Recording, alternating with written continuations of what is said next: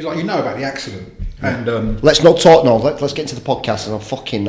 I always do this. I knew I'd do it with you. You asked me. Are you recording? Yeah. Right, we're just going to carry on. So today on the Tim Marner podcast show, we've got Sean. Sean, just pronounce your surname, dude, because it always does me head in. Gallagher, mate. It's not that hard. Gallagher. Gallagher. Yeah. Yeah. Sean, just tell people what you do.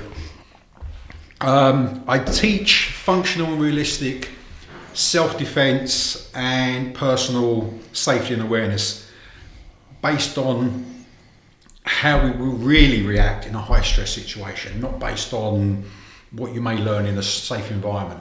So what I do is I take it straight down to the basics. These are the realities of violence, and this is how your body will naturally act in a high-stress situation based on millions of years of evolution. So why did you get into this in the first place? What was your thing that I want to put these courses on? I want to teach people. What was the? Well, I was a professional bodyguard for over 27 years, full time. This is all I've done, and what I learned originally in all the martial arts and qualifications I've got did not work in a high stress situation.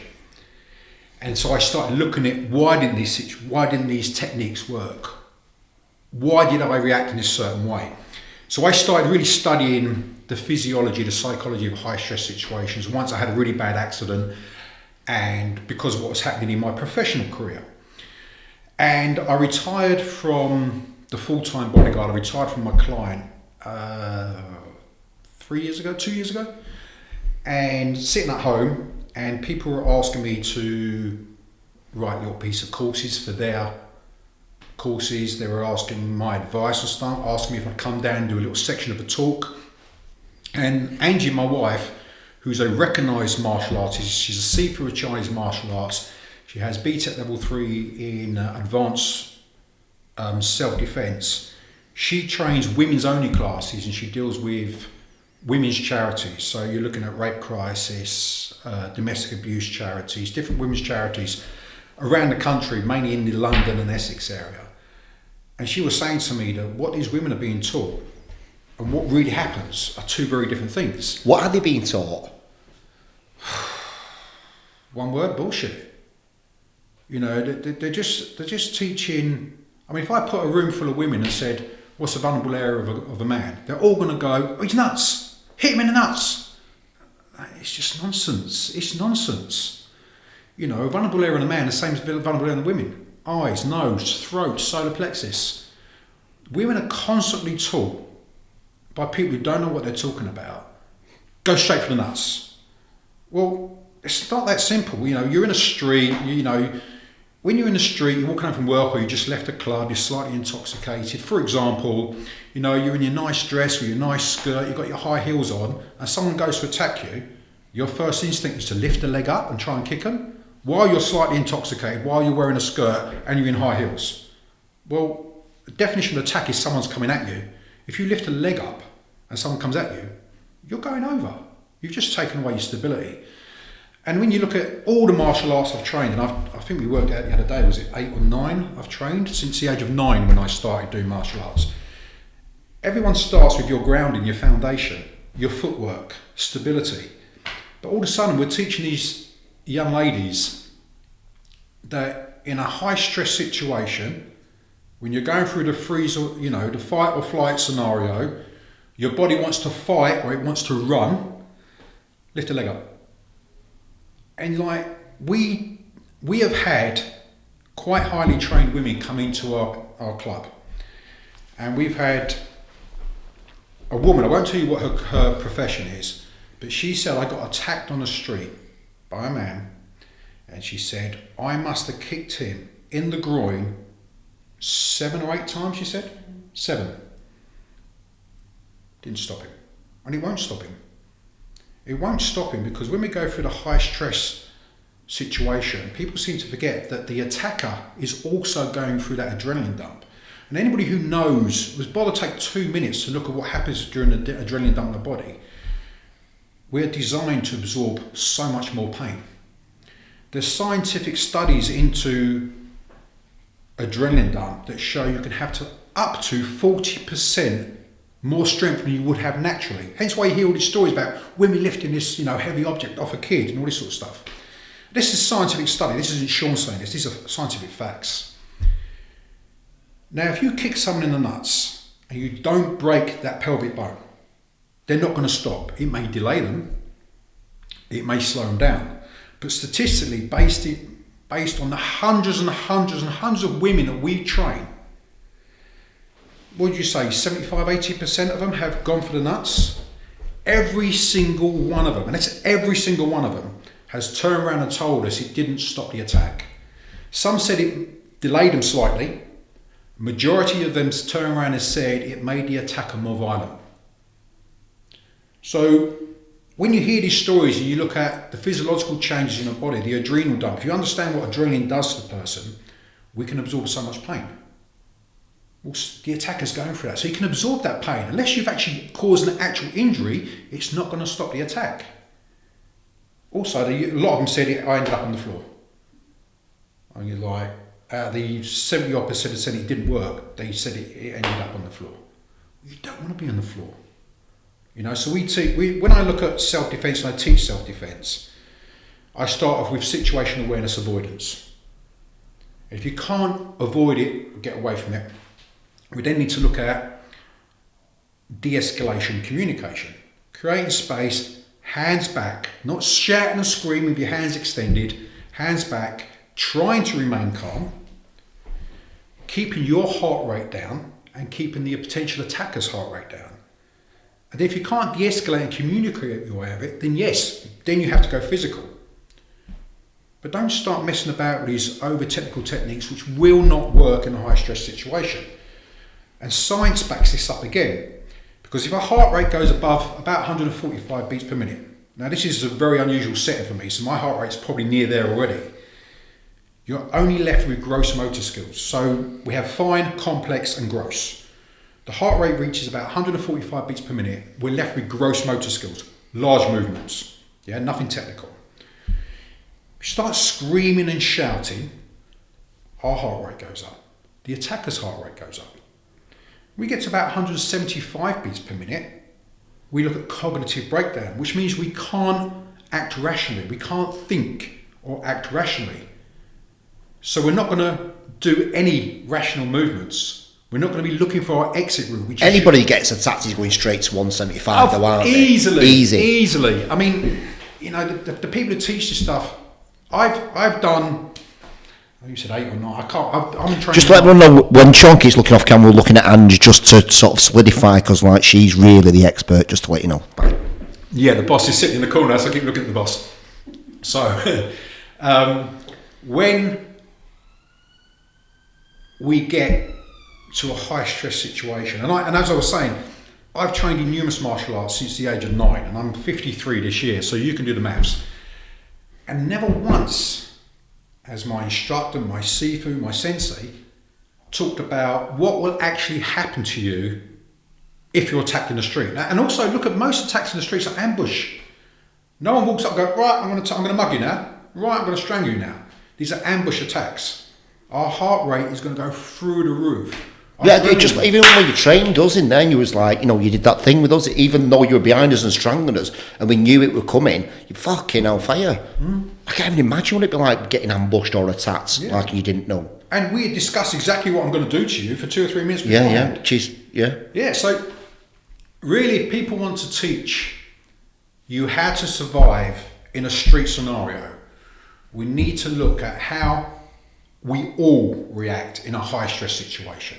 And the only way we can try and control how we react in these high stress situations is to train as realistic as possible. Don't spend months and months and months doing air work if you're training for the street. If you're training to an art form, by all means, follow the system.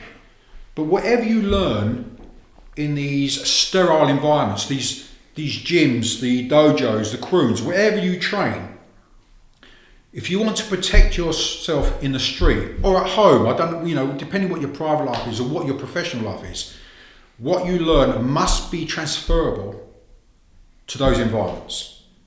If it isn't, and you're learning an art or a system to protect yourself in that environment, you're wasting your time and you're going to find yourself in a world of problems in a real situation.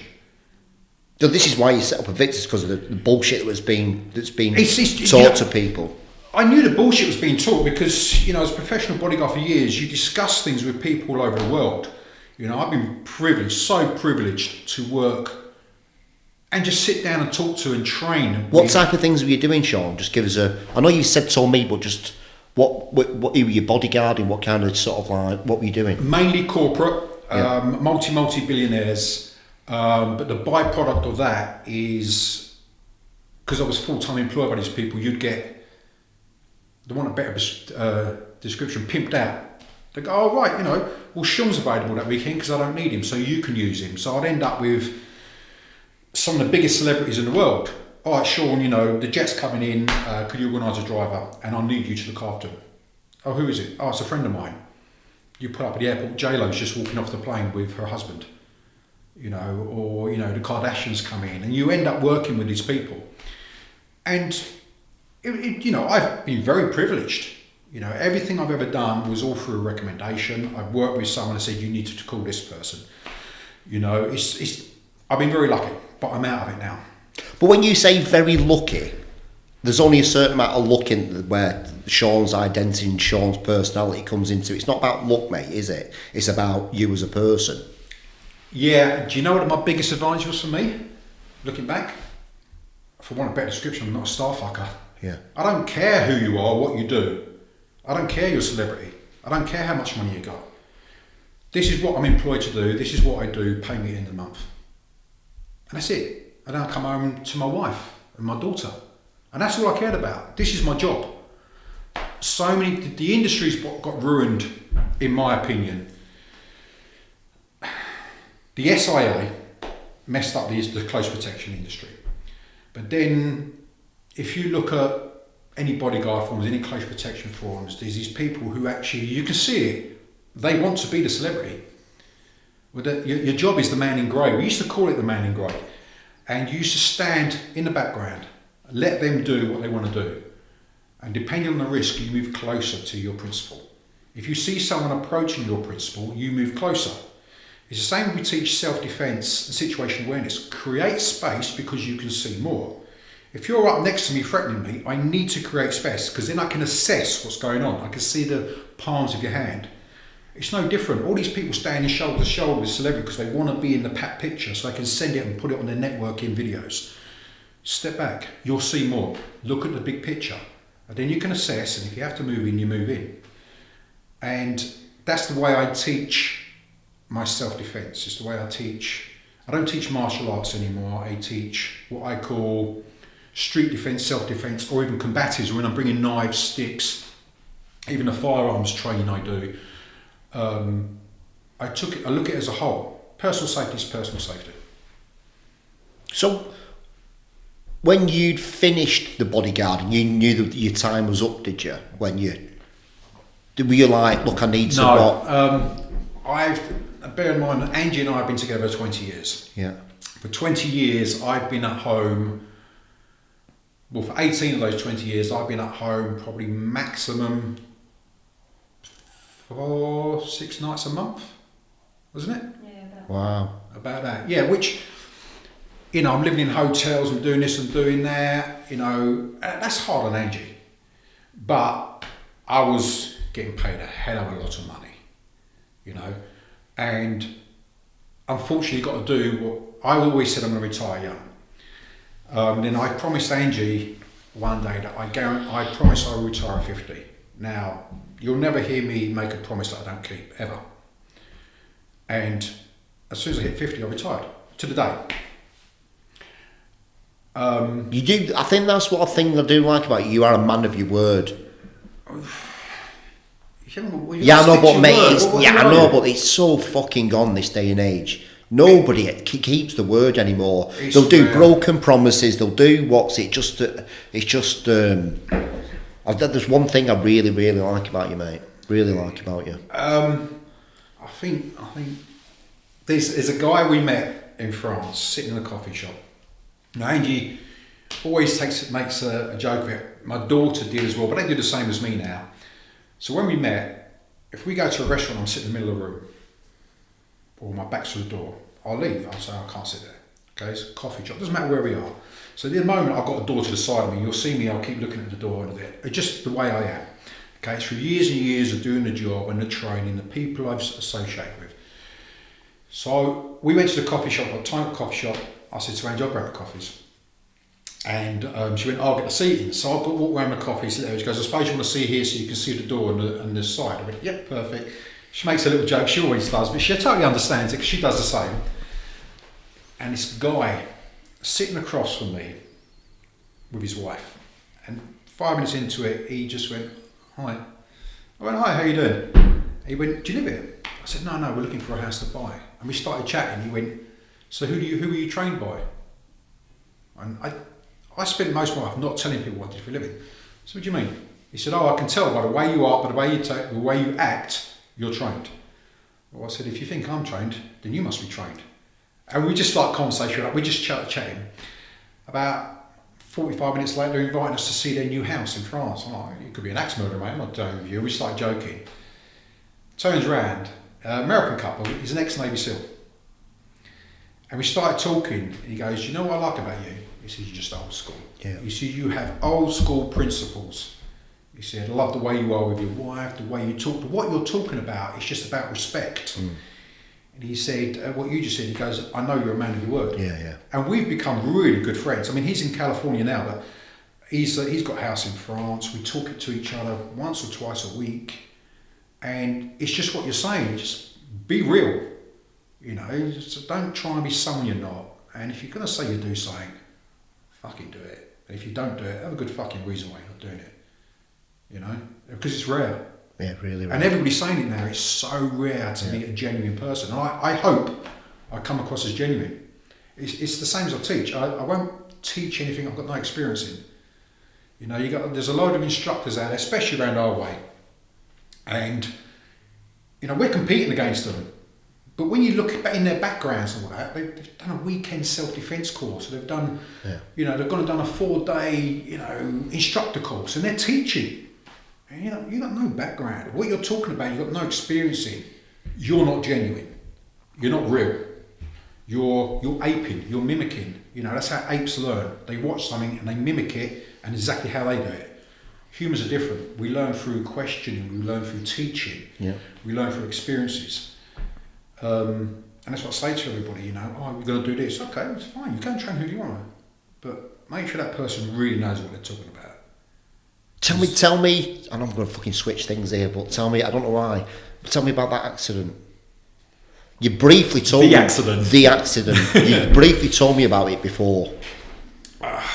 Angie's here. She hates it. When were it? 23, 24 years ago. Just got back into the country.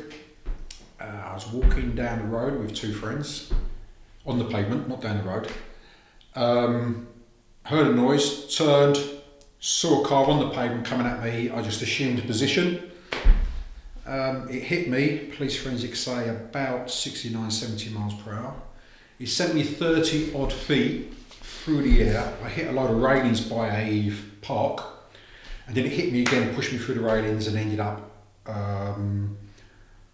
the rear wheel, I think, or the front wheel was on the nape of my neck. Didn't lose consciousness, no pain.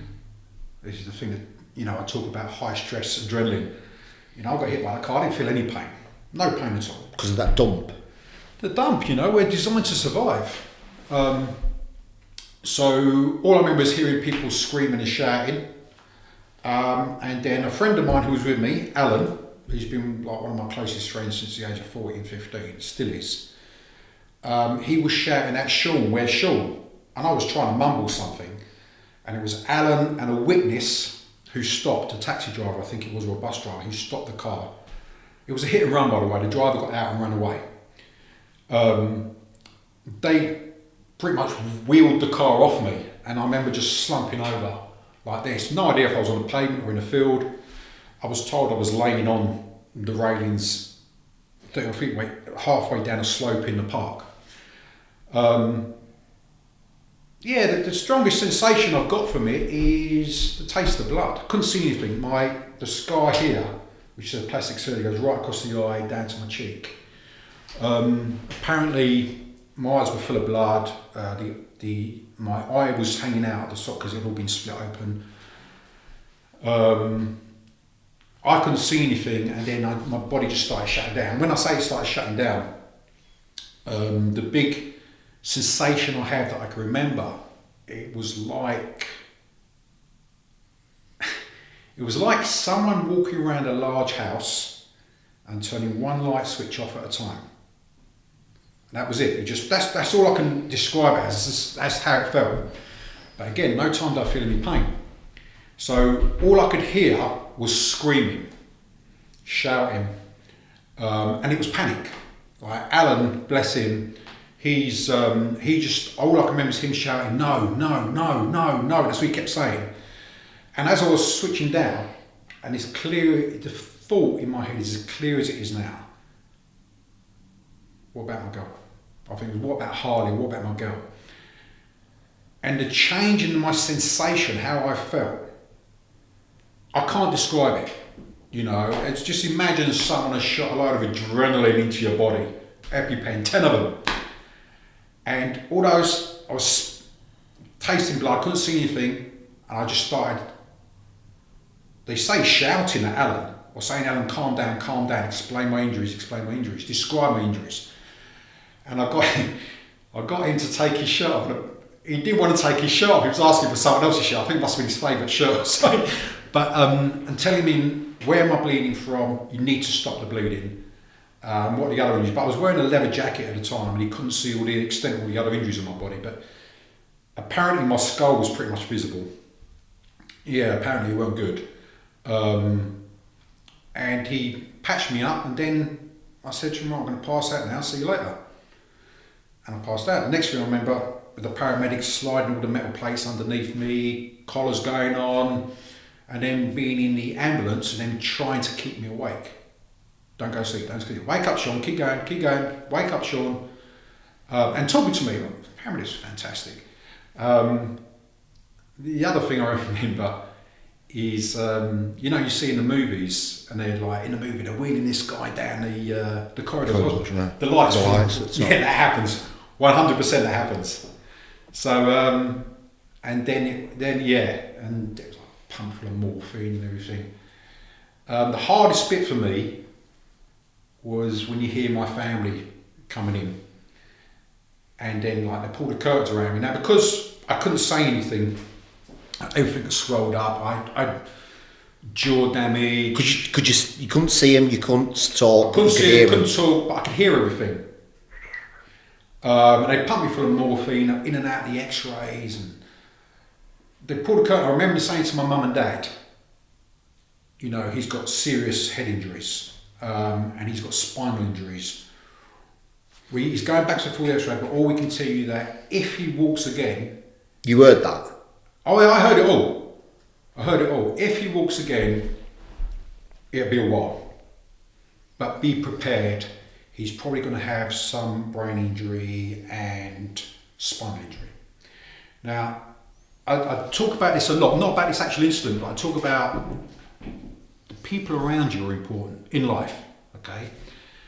Now, obviously you can imagine my mindset's gone to shit now. Right, I'm paralysed, I'm front lobe brain injury. I know my face is fucked. That's it. My life's over, sort of thing. But then I keep thinking about my daughter again. And then I remember hearing the curtains drawn. Now, my 4 sisters were there at the time. And I think it was my oldest sister, Margaret. I felt I still had my shoes on. I think they've cut my top off or something, but I still had my shoes on. And I felt someone doing the laces of my shoes. Now, it was my dad, because I remember my sister going, not many people remember this, but I remember it quite clearly. My sister going, Dad, what are you doing? Now, he'd just been told I might not walk again. And my dad turned around, and I hear it as clear as day. When my boy walks out of here, he's going to need his shoes. He'll lose them if he walks out of here, and my boy's not walking. And you know what? That stuck in my head. And it's that positive reinforcement that my dad's probably one of the most positive people I've ever met, I've ever known. You've got to agree, don't you? He's absolutely positive. And it's just that, this is crying, it's just that one word, that one sentence, and I'm laying on bed going, yeah, fuck this. No, I can't speak. I'm wheeled off back to there. I'm on morphine. And it must be about 2 or 3 hours later, I've got out of my bed and I've walked out to the waiting room. Found my bed. No, I'm off my head on morphine, okay? I've walked out and I'm there chatting now to my brother-in-law, who's asking me if I need any clothes, Rob, my dad. They all look at me like this. Now bear in mind, I'm fucking patched up, I'm on this thing. And they come running out, having to go at my family for taking me out in the waiting room. When my dad, that boy walked out there and I go, he can't. He said, he did. He said, even if he could, he can't, he's on too much morphine. And I stood up. And then it's all a bit of a blank after that. I remember going in and out, operation.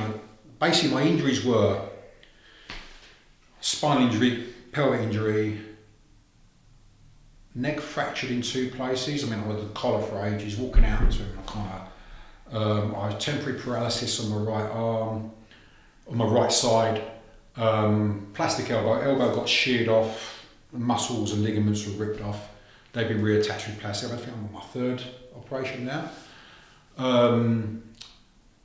4 cracks in the skull, frontal lobe brain injury. So even though I could talk at the accident, my speech went. And then I had to sort of reteach myself to speak again, if that makes sense. Yeah. Every time I spoke, it felt like my tongue was completely swollen in my mouth. Loads of physio. Hospital was fantastic. Collarbone was completely gone, cracked down here. I mean, numerous injuries. Life-changing, not life-changing, you know, some people, like horrendous injuries. I mean, life-changing to the point of I'm in pain all the time.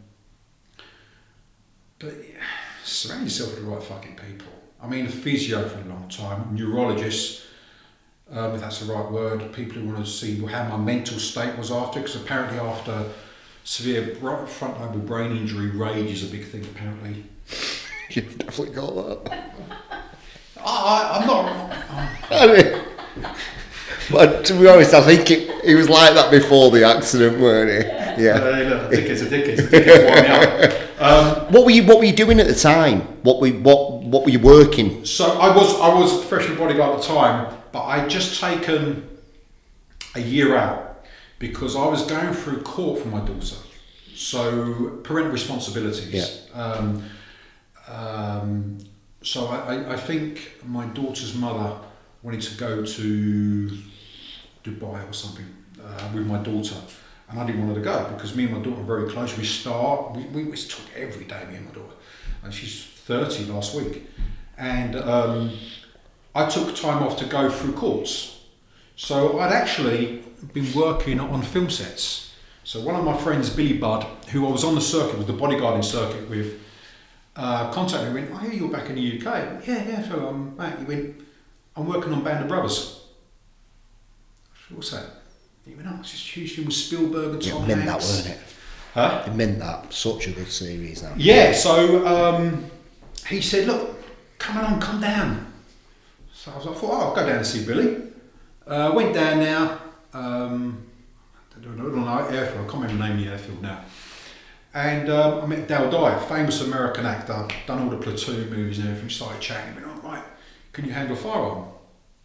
I said, yeah, we're World War II. I went, what, M1 Garand? He went, yeah.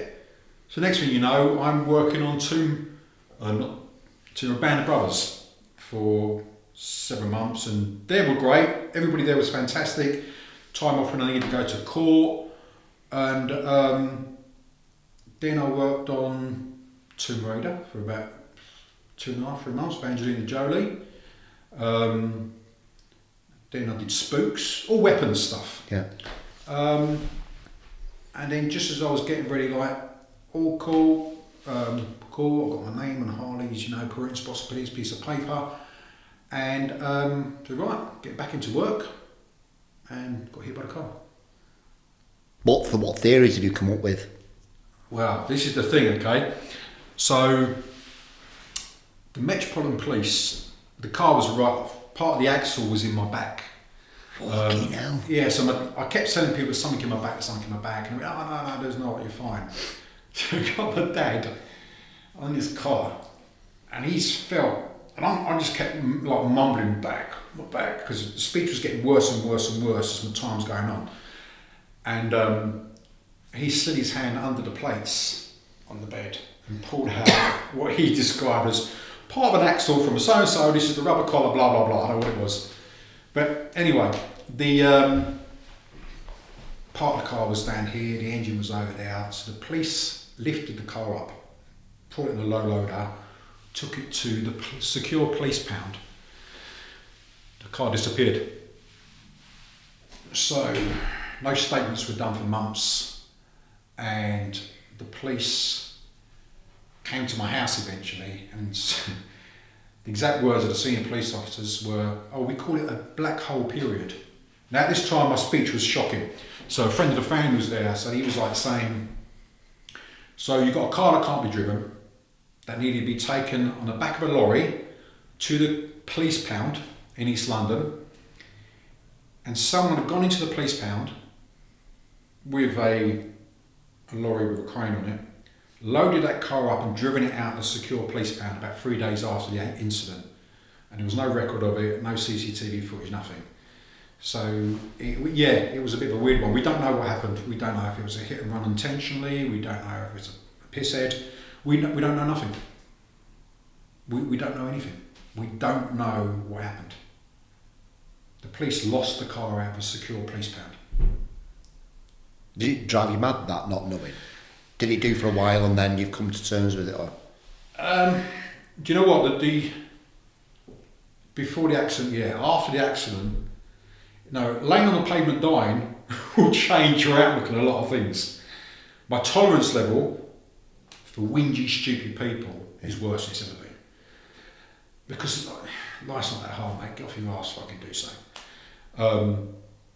But other times, things that are out of your control, let it go. Yeah. We pushed and put. It was 5 years going through court just to get a minuscule payout. If I was in America, I'd been retired for life. I got enough out of this payment to take my daughter to Florida and put her through private schooling, which is probably one of the best things I've ever done. I can't control it. Why am I? If I look back at it now, you're like, oh, dickheads, and you've got to move on. I say this to everybody: you cannot change the past. What I said 30 seconds ago, I can't take back. It was said. So live for today, forget about yesterday, and move forward. And it's what you've got to do.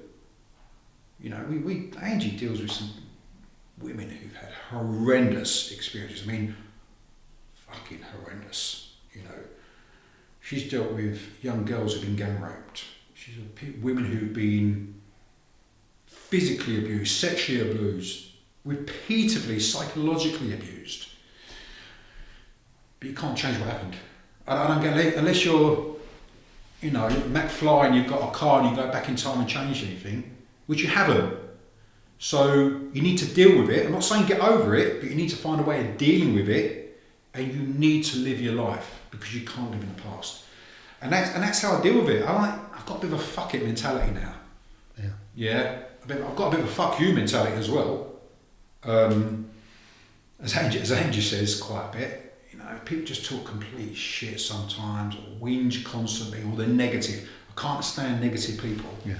I just walk away. Just go, oh, you're so rude. Yeah, I'm like that. I can't handle it. I can't. It's either go fuck yourself, or I just go, yeah, and I'll fuck off. Just remove yourself from that situation. Just remove yourself, like self-defense. Yeah, I think that's probably the biggest thing that you've taught me when you've come in, is just to remove yourself from a situation.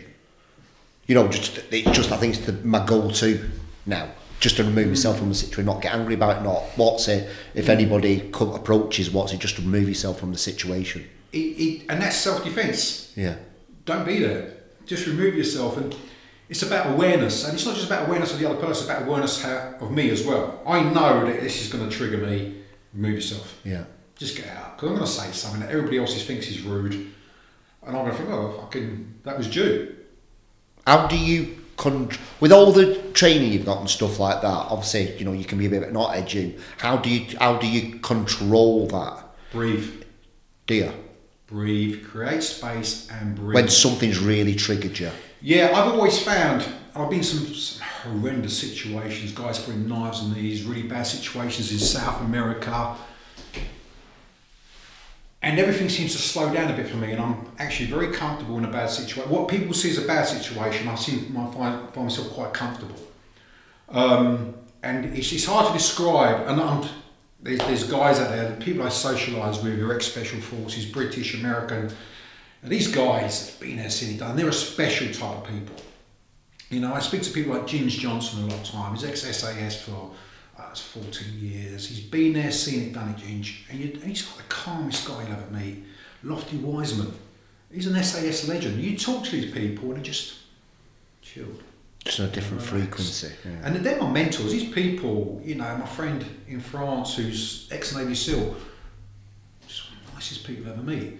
You learn a lot through talking to people. You learn a lot by sharing experiences with people. I've done extreme desert survival, and a couple of times I've just does that involve? What Angie calls insanity, but it's you know, you go with these specialist trainers, you'll turn up and you go, for example, Arizona desert. You'll have 100 kilometres to cover they'll give you 6 days. So they give you an old 1980s, it's come off a 1980s fax machine, it's an old black and white, really distorted topographical map. And there'll be like a group of 5 of you. And all from different backgrounds, you've all signed up. So what they do is go, right, you can only have the clothes on your back. And anything you've had with you, you're very limited anyway. You might have a woolen blanket, you might have a jacket, a woolly hat, wherever it goes, because it's cold in the high desert at night time. And they'll check you, go, right, you've got your boots, you've got your trousers, your combats on, you've got a shirt. You've got 2 empty water containers, we're called quarts. And you tie them around your neck with a piece of paracord or something. I go, these topical math, these are endpoint, go. You've got 6 days. So you imagine you signed all these waivers and everything. There's always someone monitoring you from the background who will meet up with at certain points. And you go and you try and find it, but you don't plan your route based on, especially in the desert, you don't plan your route based on A to B. You've got to plan your route based on where you think you may find water. So if I'm going, it's no such thing as a straight line. Okay, I need to head to that point now. That's going to take me 6 days. I need water. So you plan your route around water. I've done that a couple of times now, at least 2 or 3 times. Love it. No mobile phones in the desert, sleeping under, you know, low-hanging branches, or in the low desert. There's none of that. So you're just laying out. What's the reason for it? Personal development. What was the reason for you doing that? I've always loved that stuff. That's my yoga. Right. That's my zen. You know, pushing myself. But I love nature. I mean, you know, sort of. There's a stage in my life when I was living abroad and I was young. I didn't wear shoes. I don't want to. I still now, if I'm in the garden, I've got no shoes on or anything. And I just think I should have been a caveman or something. And yeah. I love nature, I love pushing myself, and I truly believe you need to experience these things. If you want to discuss these things, you want to share knowledge, and your knowledge should be first hand. Your knowledge shouldn't be someone else's knowledge and they put it in a book. Yeah, great. I'm reading about this person's experiences and I'm trying to talk about like they're mine. Yeah. They're not. Learn it for yourself, because you and I could do exactly the same thing and it would be a different experience. Yeah. You know, and I talk about people teaching them martial arts or learning martial arts self-defense. What works for me won't work for you, because physical differences, mental differences, we're all very individual. This is why we're all special. You're special in more ways than one, probably. Correct. But because no one can ever be you. Yeah. No matter how hard I try, I'll never be Tim Marner. Yeah. No matter how hard you try, you'll never be me. Yeah. And we can do exactly the same things, word for word. You're never going to be able to do it like that, and I'll never do it like you.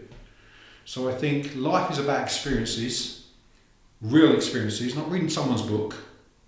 If someone says to me, read the book, I'm going to look up this person and see if they're doing a lecture. I'm going to see if I'm going to meet them. You know, there's phenomenal people in America teaching, who've written books on violence, who are teaching self-defense. Books are great, yeah, but I want to meet that person. I want to try and push the boundaries. You know, you want to talk about, these guys from the Special Forces, the SAS, the SEALs. Don't just read a book. These guys are doing courses. Go and meet these people. It's how I met Ginge years and years ago. The guy's a legend. He's just such a nice guy, isn't he? And he's got so much information now about awareness, about safety, about what really works in a high stress situation, and also how you should train. No one wants to train properly. You know, martial arts, the West has watered down martial arts to make it more saleable, you know, to make it more commercial. And I think we need to get back to basics if you want to defend yourself in a violent situation. Everybody should though, should they not? Everybody should know how to look after themselves, even if they just get the foundations right, should they not? Everybody should know how to look after themselves and their loved ones, and everybody should learn first aid. Do you know what I mean? They used to say years ago, everybody should learn how to swim, but everybody should learn how to look after themselves. We're not all hanging around water. Yeah. You know, everybody should understand awareness and safety. Everybody should understand how they communicate and how their body language, how that affects the person they're dealing with. And everybody should learn first aid. It should be taught in schools. Awareness should be taught in schools. You know, we're living in a society now where it's a blame game. Everybody wants to blame someone else for something. Yeah.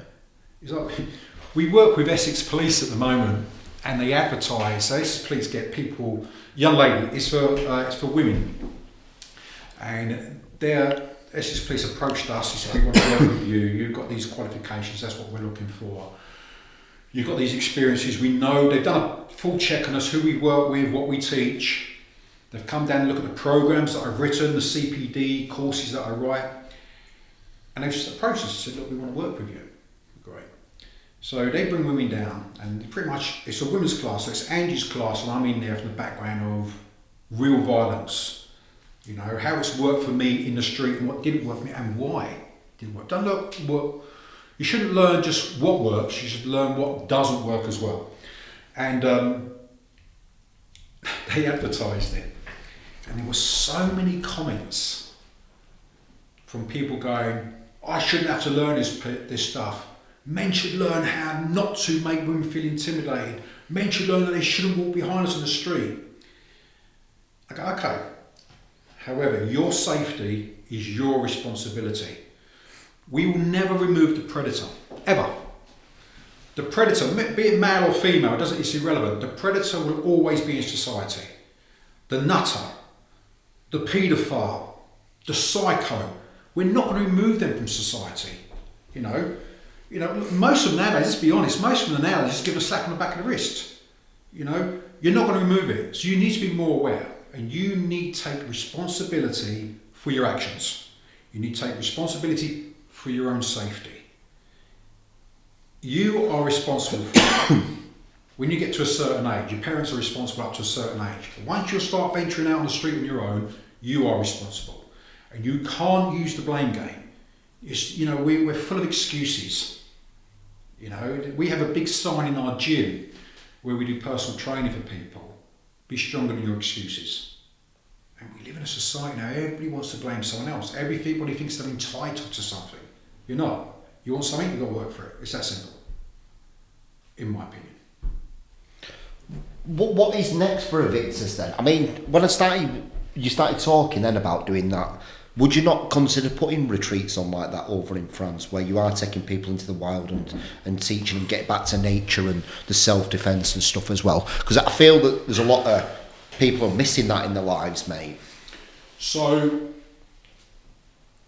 the plan is, we are moving to France. The club we have on Southend Seafront, that's being taken over by one of our senior instructors who's trained in our instructor training program for over a year. He's now qualified, he's passed that. He's qualified to teach everything we teach. But more importantly, the way we teach it and the ethos behind what we teach. So the psychology, the anatomy, how, bring that into your training. Liam, he's a phenomenal martial artist. He's recognised by the Martial Arts Hall of Fame. He's just been nominated to the Black Belt Hall of Fame. He trains in 8 martial arts. He teaches 5 different arts, including Viking combatives, Kali, all this other stuff. Phenomenal, one of the best martial arts I've ever met. He was recommended to come and see me by his instructor, because I think something happened on the street, and it was either with one of his 3 lovely girls, or it was to him, and he doubted his skill. I didn't realise I was going to act in this way. And his instructor said, go and get in contact with a guy called Gallagher. He's not far from where you live. Try and get in contact with him and train with him. Liam's been training with me for 2 years now. And Liam did a really, really nice referral about us. And he said he just changed the way he's thought about everything. His skill set's there, but he's just made it more real, more functional for a street threat. Do you stop and give yourself time to think how many lives you've changed? Both you and Ange. I know Ange probably does, but do you? Because no, I don't really think about it. Why? Because I'm not. I see a soft side to you, Sean, that other people don't see, and I know it's there. I fucking know it's there, right? But do you ever soften your heart a little bit and just in that moment kind of realise what you're doing for people? I don't, but we at the front of our training space we have a coffee shop. We set that it's not open to the public at the moment. Liam will open to the public when he sets up his own training thing. But we had it purely so the women that Angie trained and the people can come in and sit down and meet us first. Not training's a very intimidating thing. And statistically, from the time someone thinks they want to train to the time they train, especially for people with a background of being violently attacked, or someone who's slightly overweight or body conscious, from the time they decide they want to train to the time they actually go in and train, is up to 8 months sometimes. Because it's an intimidating environment. You work out in the gym, what it's like. So we set up this little coffee area. The time it hits home is when, like, a lot of these people realise that me and Angie are moving abroad, is when they turn around and go, you've changed my life. This is my sanctuary. You've changed my outlook on life. You've changed my personality with regards to I'm a lot stronger. What's the thing they use? Empowerment. The course we did. What a feeling that is for people, eh? Well, yeah. What a word. And that was Angie's drive. She said, I want to give back. Because Angie'd been from a situation where her mother was, you don't mind me saying, her mother was domestically and violently abused. Angie grew up in that environment. And she said... So that's always been your why, Ange? Why you're doing this? Yeah, I think... And the bullying. Yeah, I wanted to help women like my mum, what my mum went through and the struggles that she had. And so that's one of the reasons why I wanted to teach women and women's only, because I wanted to help others that have been through what my mum. It's a powerful why, that, isn't it? Yeah. It's a huge why. I mean, I've got 4 sisters, and growing up here, the nonsense that they were taught, or the experiences they've had. But when you have this woman sit down and they're nearly in tears, going, "You have changed my life for the better. You've made me more confident. I'm empowered. I feel I can get out into the real world now." We've got young ladies who originally started training Angie's women's only class. Now when we say women's only, there's no men allowed. I'm not allowed in that room, okay, unless I've been invited by every single lady in that room. Not just because of Andy said it, she asked everyone. And there was a stage, there was one woman in there who was terrified. And she would sit, have a coffee with me, have a chat with me, but when she was in this training environment, I couldn't be in there. She'd just freeze. Now, some of those ladies have moved on to my mixed class on a Thursday. And you couldn't say the word strangle to these women because they had been violently strangled. You just trigger them. It's their trigger.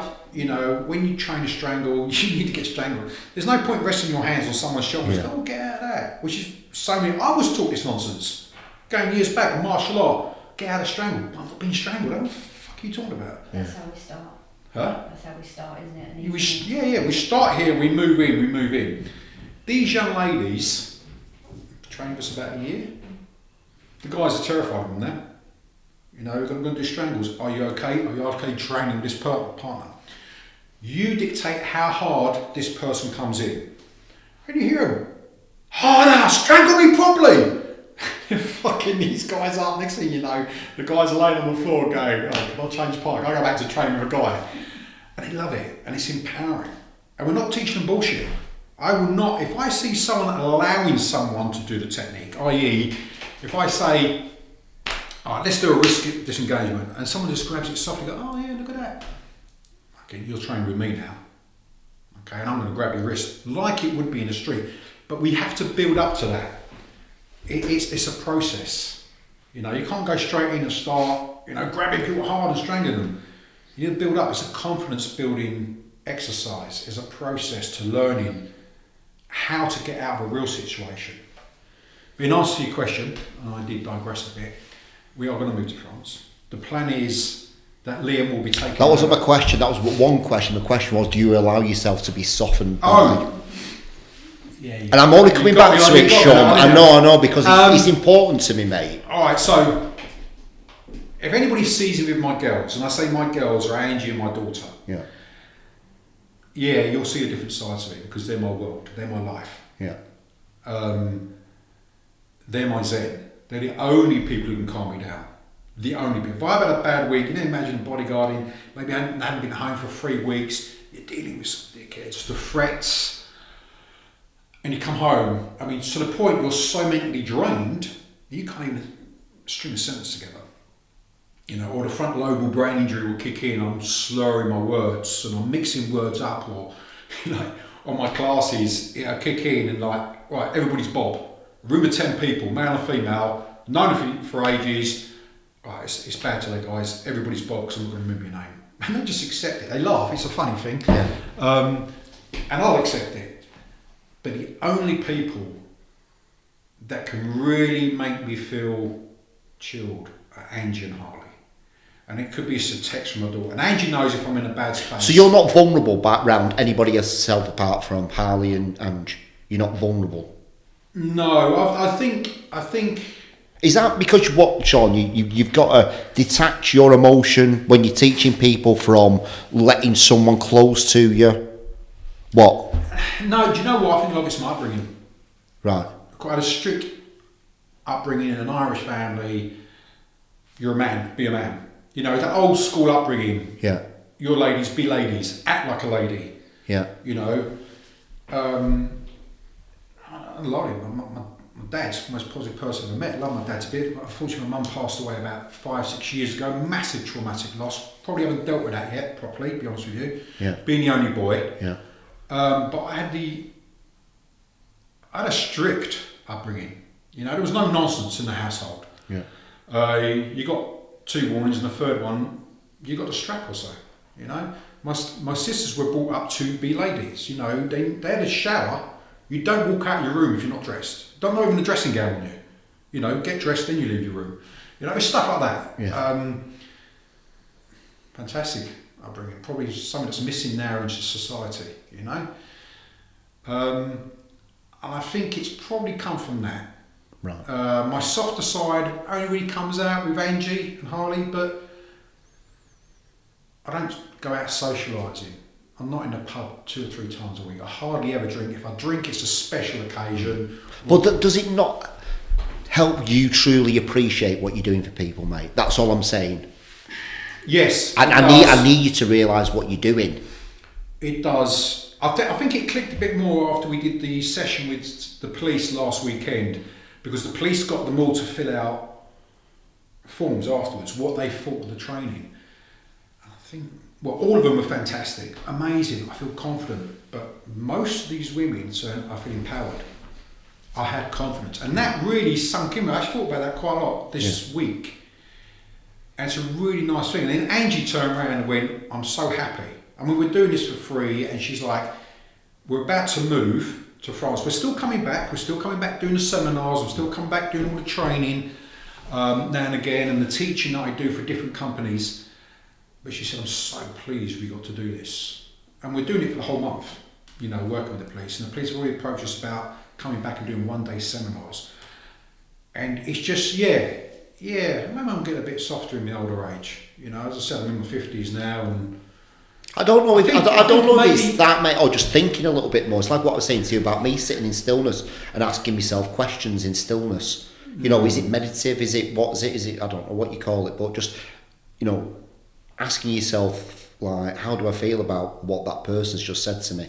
And just sitting there in your own thoughts and why I let this actually soften my heart and go in. I just feel that sometimes you don't let people in. Listen, it is what it is, but I want you to realise what you're doing, mate. From an outside, what you and Angie are doing and what you've done for my staff's like, it's fucking next level, mate. Everyone has remembered everything that you said.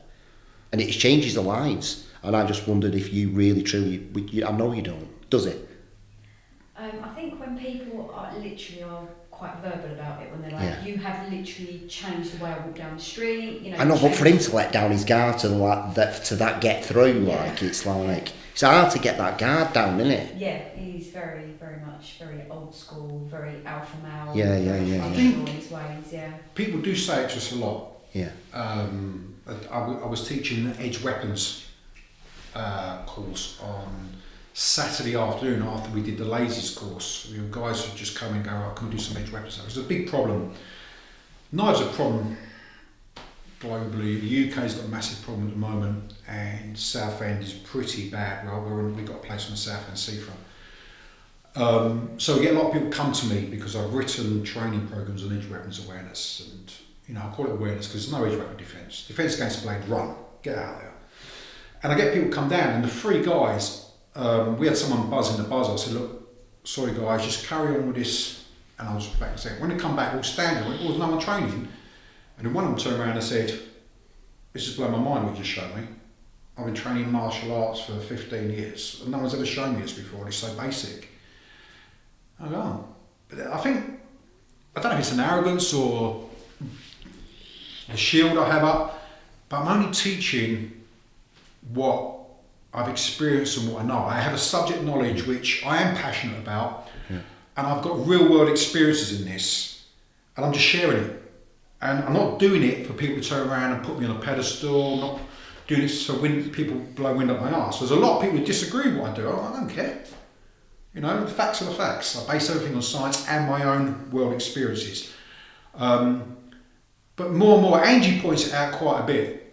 Yeah. And yeah, it's nice. It's rewarding.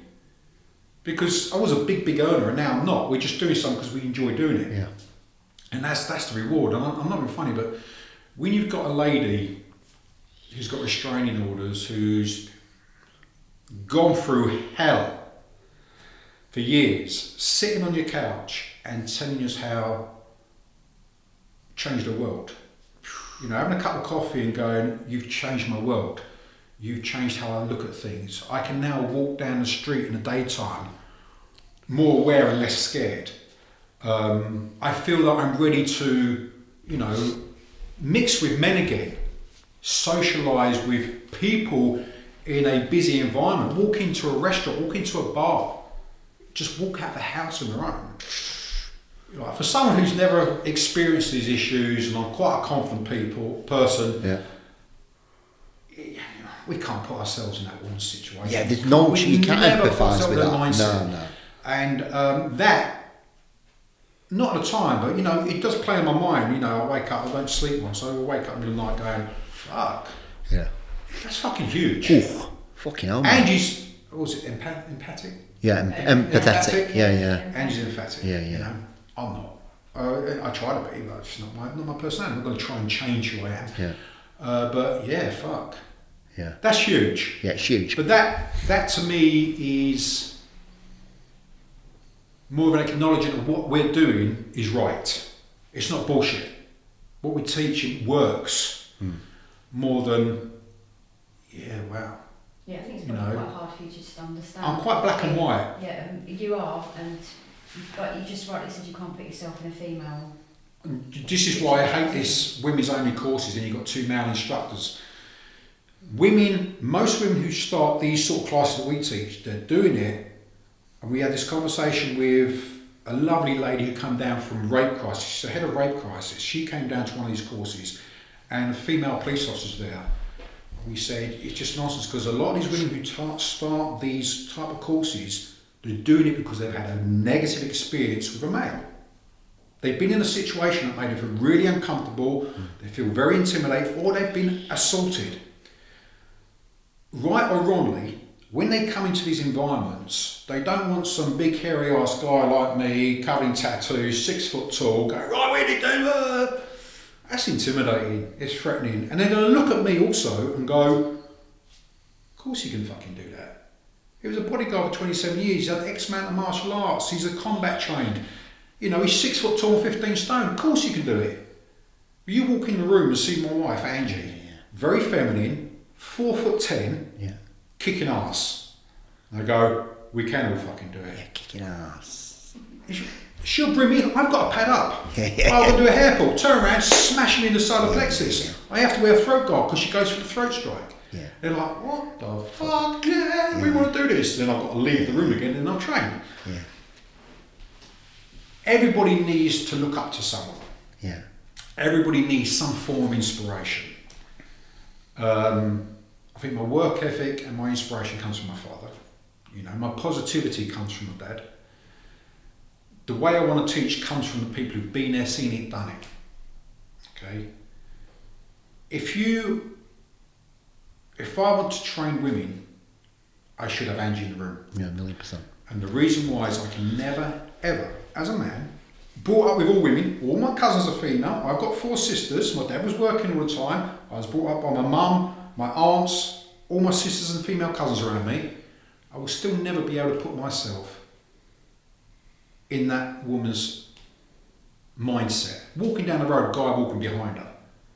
Walking into the environment, you know, guy staring at her.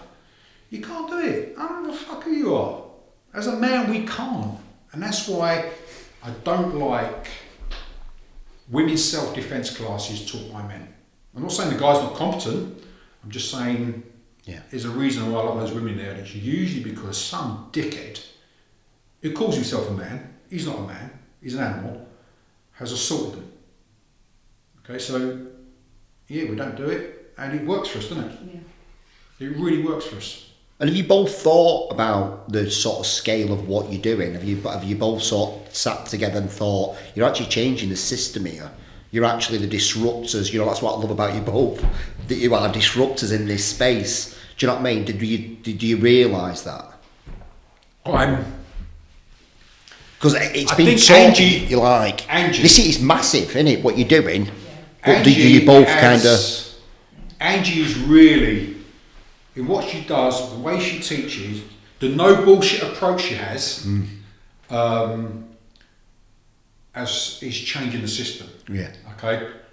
And that's not us saying it. You don't see Ange coming, do you?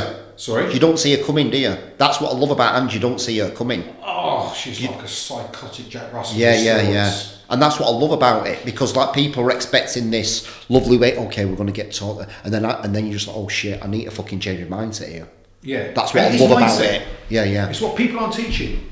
You know, it's a mindset. Yeah. So Angie's like this, he goes, well, you've got to fuck him up. Yeah. What are you worried about? Yeah. The law states you're allowed to use force to defend yourself. And then we quote the law. We give handouts on what the law says. You know, we discuss what reasonable means. We put it on paperwork. We break it right down for people. Go, what? When Angie was teaching the martial arts side, she wanted to do women's self-defense. And her Sifu's at the martial art like, no, that's rubbish, it'll never work. Why did they say that? Fuck knows why they said it. Just because they're stuck in their own ways. Talk about it. Well, Angie's not saying it, is it? Yeah, Angie's not in the podcast. Angie's not. No, she's not. They said to me it would never work. And I said, bullshit. For women, by women. That's it. Get a woman teaching a women. Okay? Let her talk from her point of view. So if you train in different martial arts, I'll give you an example of this. So me and Angie talk about this all the time. Okay? If you do certain martial arts, when you get to a brown belt or black belt. You're talking 7 years down the line till you get to a brown belt. Yeah. They think, oh, you've got to do this and you've got to do throat strikes and eye strikes. If you train street combatives, it's the fucking first thing you learn. Yeah. I'm like, why are women training for 7 years to learn how to do a throat strike? One of the first things Andy teaches. Why are we messing about with this? Martial arts is martial arts. It's a system, it's a sequence, okay? Self-defense is self-defense. Two different things. I always say this. Martial arts is about form. Self-defense is about function. It doesn't have to look good, it's just got to work. And that's what Angie teaches. Yeah. She's like, well, if you want to learn a martial art from Angie, fine. She'll go through the system, paint by numbers. You want to come in and learn self-defense? Angie goes, forget that. It won't work in a high-stress situation. Just fucking bang them in the throat. And they're like, oh, so what? You're being strangled. It's a threat to life. And then she goes, under Section 3.1 of Criminal Law Act, under Article 2 of the Human Rights Act, you have the right. Bang in the throat. And they're like, the other day you were talking about it, and they went, oh, when like that? You've got a room full of women. I think half of them had done self-defense before. And they went, didn't know that. And the police officers go, and the rape crisis lady's in the room. She's going, fantastic. You've gone through physiology. How fucking your body will really react. Mate. She's gone through the law. What your rights are. Yeah. He said, and you just stripped it straight down. Yeah. Gross motor skills. Just getting rid of the bullshit. And she just cuts from the bullshit. It's different me saying it. Yeah. We can say exactly the same thing. It's not going to come Yeah, it's across delivered the same. differently from her. That's why I say they don't see Ange coming. And it's more impactful coming from her. It's a lot more impact. And she has a way of wording it. Yeah. You know, she's... There's no swearing in it, you mean? Oh, well, fuck that. She's... women understand women. Yeah. You know, just... Also, old books say, men are from Mars, women from Venus, or what it is. We are different creatures. And Angie's a female teaching females. Okay? She has a way of doing it. She knows how to deliver it to them. And she is changing it. She's changing the women's self-defense world. Me, I'm throwing a few spanners in the fucking works. Yeah. Or you've probably seen from our Instagram posts and all that, going, stop doing this, it's bullshit. Yeah. And I don't mind that. Yeah. We've had response, you're fucking talking bollocks. And the response I always give is the club address and the times and day now. Calm down. I am welcome to learn. It's not that I'm going to do anything, but if you say I'm wrong, please come down and teach me, show me. Because we should all be learning. If I'm doing it wrong, show me. Yeah, funny. And I go, but we film it all. And whatever the result is, we put it on social media. Do you know what? In 2 years, no one's ever fucking turned up. But it's not me trying to be clever. I genuinely want to learn from my peers. Yeah. I still travel, I still go to people's courses. I want to go to America next year and train with a couple of great people. You know, some phenomenal instructors out there. How much do you let yourself loose properly on your social media? No, I don't. What's the reason for that, apart from Ange telling you not to do it? Besides Ange and my daughter, people are too fucking sensitive nowadays. And it's not, you know, I want to give my opinion across. You know, I don't turn around and go, this person's shit, that system's shit. Because in my opinion, there's no bad martial art. They've all got things to offer. Yeah. It's just that a whole system may not work for that person. Yeah. You know, if you want to do groundwork, BJJ or jiu-jitsu in general. You know, Glima, Viking wrestling goes down to the ground at all. If you want to do trapping and striking, have a look at Wing Chun or Carlo. You want to do striking, boxing, footwork, boxing. You know, they've all got something to offer. Bruce Lee. Huh? Bruce Lee. Well, Bruce Lee's a prime example of it. You know, he's just well ahead of his time. And he said, this works for me. It's not a system as such. It's just, this works for me, try it. And he took bits, I mean, he was fencing, he was wrestling, he was boxing. He used to watch old black and white boxing fights in reverse. You know, the guy was well ahead of his aim, but he just didn't want to follow this blinkered look at combatives.